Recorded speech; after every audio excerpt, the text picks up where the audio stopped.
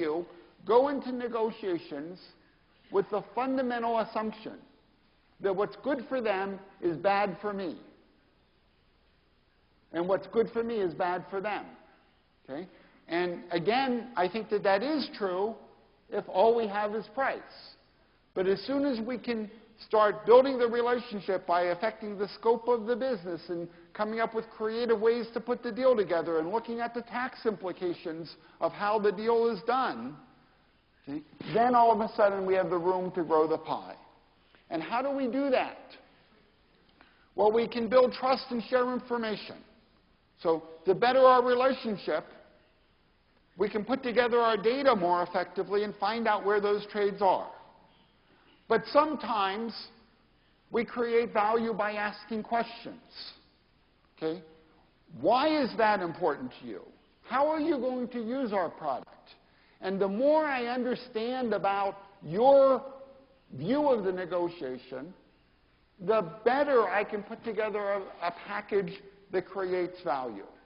The following is a true story. I have a new book out called Negotiation Genius, and this is one of the opening stories in the book. It's a completely true story where the people are disguised.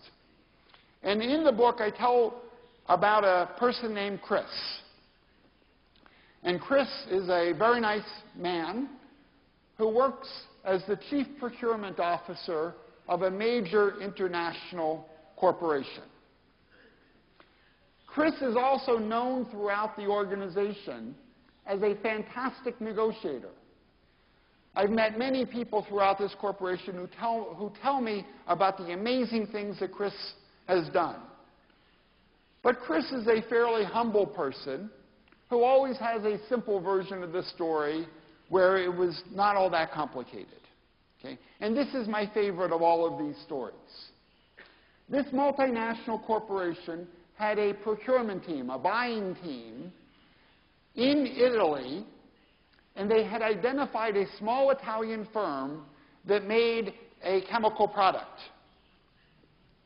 And what this chemical could do is that you put the chemical into a mix of shampoo, and no human being using that shampoo will ever have dandruff.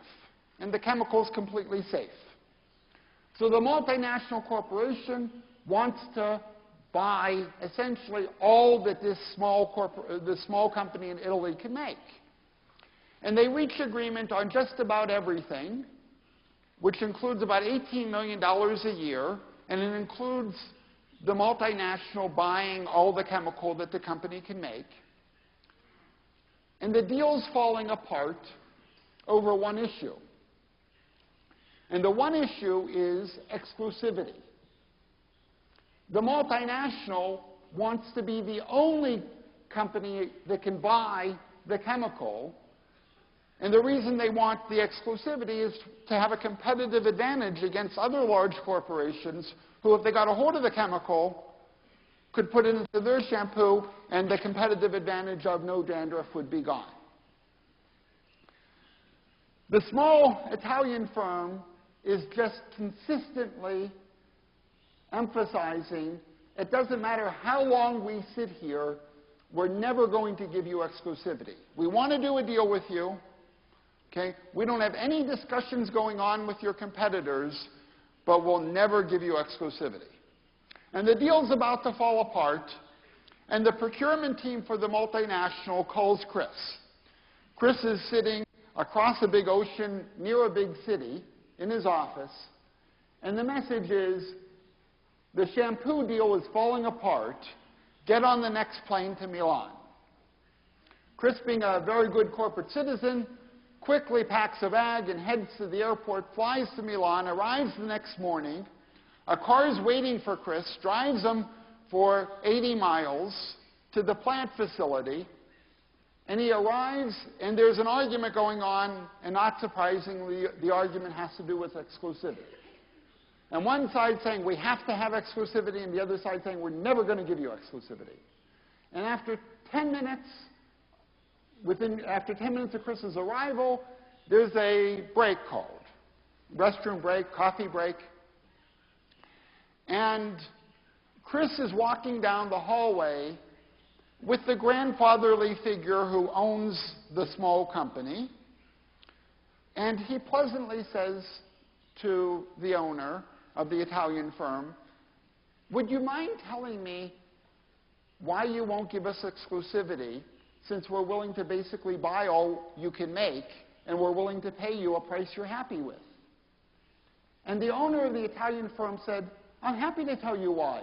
If I gave you exclusivity, my entire family would be mad at me." Why would they be mad at you?